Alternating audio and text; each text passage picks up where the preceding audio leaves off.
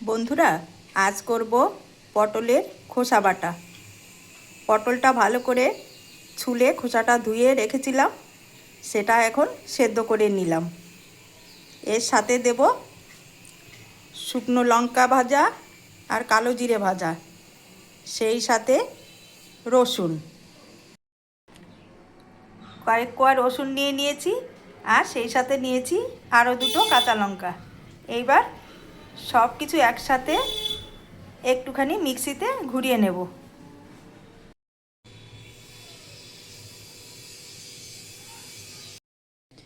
এবার কড়াইতে সর্ষের তেল দিয়ে দিলাম, আর তার মধ্যে দিয়ে দেবো এই বাটাটা। দিয়ে নাড়াচাড়া করে নিলেই রেডি হয়ে যাবে আমার পটলের খোসা বাটা।